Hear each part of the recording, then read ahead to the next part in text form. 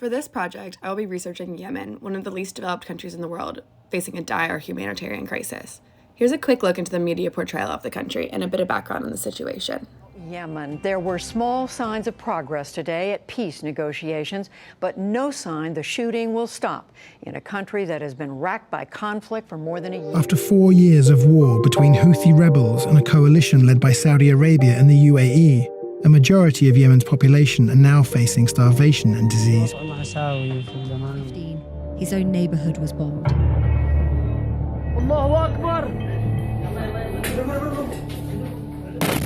Much at stake for the U.S. as well.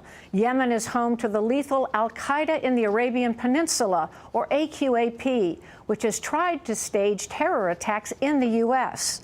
Yemeni forces and U.S. air power had beaten back AQAP, but the recent chaos has enabled it to regain much territory.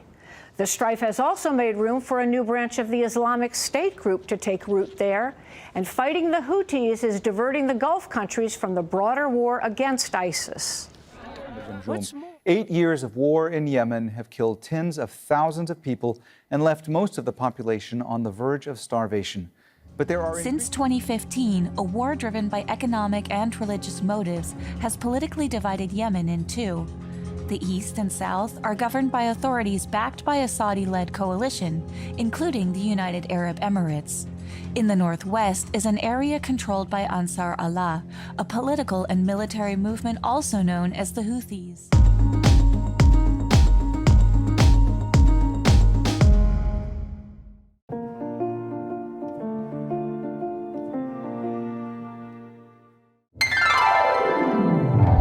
Yemen is a country in the southwest corner of the Arabian Peninsula.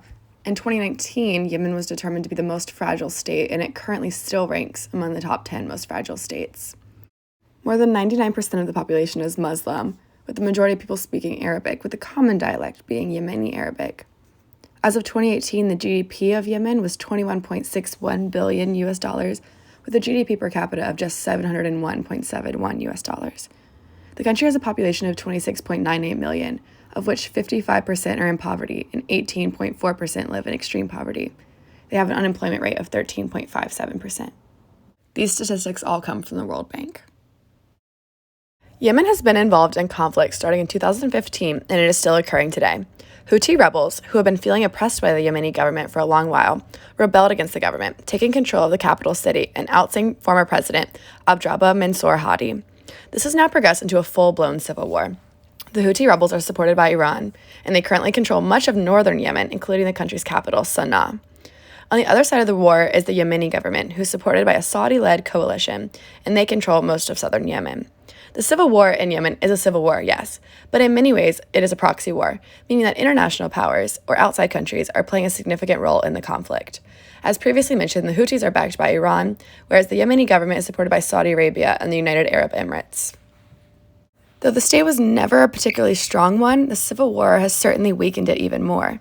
It's a vulnerable country with vulnerable people, and there have been almost unfathomable levels of displacement, general suffering, and a famine that has claimed nearly 130,000 lives since 2016. Food insecurity stems from a lack of governmental resources in terms of healthcare or programs to aid in sickness or offered food to those who are starving. In January of this year, the United Nations came out with a statement that an estimated 21.6 million Yemenis, which is 2/3 of the population, will be in need of humanitarian aid in 2023. As Akmoglu and Robinson stress in Why Nations Fail, the key to successful state development is inclusive and strong institutions. Yemen does not have these. In terms of institutions, Yemen has failed to establish strong ones. So let's take a look into some of these institutions in an attempt to understand why the state has become so fragile. First and foremost, Yemen has always had a weak central government. Even before the Civil War began, starting in 1990 when the country was unified, Yemen was never really able to consolidate their federal government, and the government never had that much control over their country. This weak central government is made weaker by the heavy levels of corruption that exist in Yemen.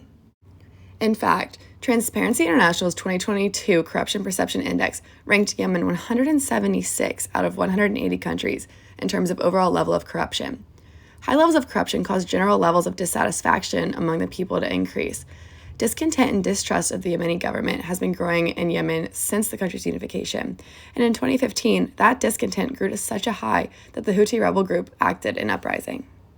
Another weak institution that goes hand in hand with the weak federal government is a weak legislative system. There's essentially no rule of law that keeps the overall functioning of the country in check, hence corruption can grow in that regard. Yemen also has a weak security system and poorly trained guards. Thus, with a weak rule of law and an essentially powerless police force, Yemen can't maintain order in the country, so the general level of chaos increases and civilians pay the price. Armed militias and groups, such as the Houthi rebels, are thus enabled to mobilize and rise against the government because there's no effective police force or jurisdiction that stops them from doing so. Finally, in terms of Yemen's weak institutions, Yemen does not have public basic services to help its people. Healthcare, education, clean water, and enough food are not things that the government is able to provide the citizens of Yemen. Consequently, the humanitarian crisis arises and is truly devastating. This is a vicious cycle, with the government failing to implement programs that support the people of Yemen, but then also failing to establish a strong government that can help the people, so the situation just continues to worsen, and it's the lives of the Yemeni people that suffer. With these extractive institutions come more extractive institutions, more corruption, less aid to those in need, and an increased level of humanitarian issues, plus the possibility of uprising, and thus national poverty and instability result.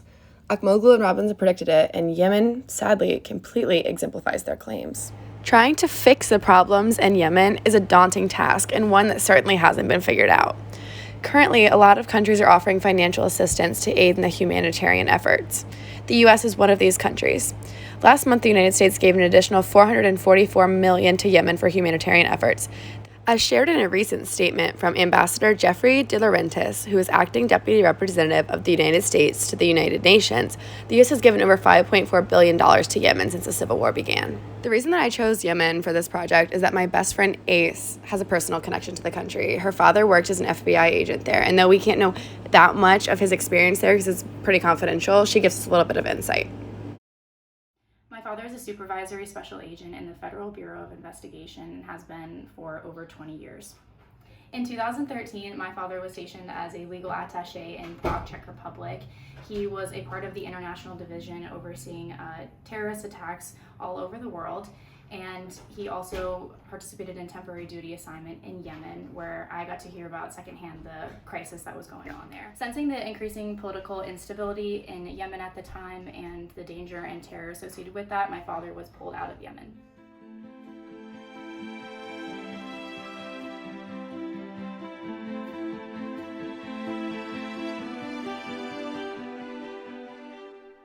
Country. And domestic security, the country is facing three big insurgencies right now. There's a separatist movement in the south, a civil war, an active civil war in the north, in Sada, and the reemergence of a rejuvenated al-Qaeda organization. The problems that Yemen's facing are, very likely not just going to affect Yemen, but going to affect the entire region. And I mean, Yemen's a critically important country. It's right next door to the world's largest oil producer.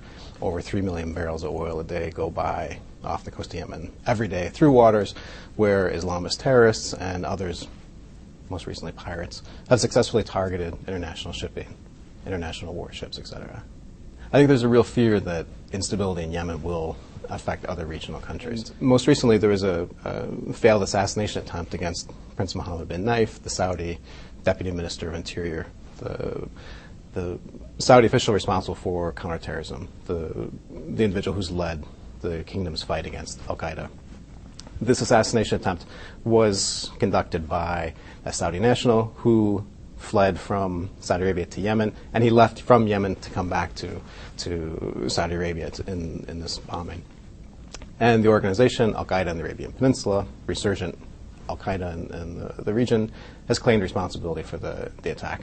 And this is just the most recent manifestation that we've seen of instability and a deteriorating security situation in Yemen affecting the region. This is only going to get worse as time goes on, and the economic effects will also be very bad. There's no way that Yemen can absorb all of the labor. There's no way that Yemen can employ everybody in Yemen who needs jobs. These people will need to go abroad to find jobs, and they need to go to the Gulf. And there will need to be a way for regional countries to start to absorb Yemeni labor, and that's going to be a big challenge going forward. After Afghanistan and Pakistan, Yemen's probably the most important international problem coming up for the United States. When you think about American national security interests, terrorism, access to hydrocarbons, regional instability, Yemen's got all of those things coming together. Though this video is a bit outdated, as Christopher Bukek talks about this in 2009, he certainly was right in his predictions. Things in Yemen have continued to get worse. To me, this country seems to exhibit the idea of Murphy's Law, that anything that can go wrong will go wrong. Akmoglu and Robinson might say it's a vicious cycle, with a lack of institutions enabling these problems to exist and get worse. This makes efforts to help the country exceedingly difficult.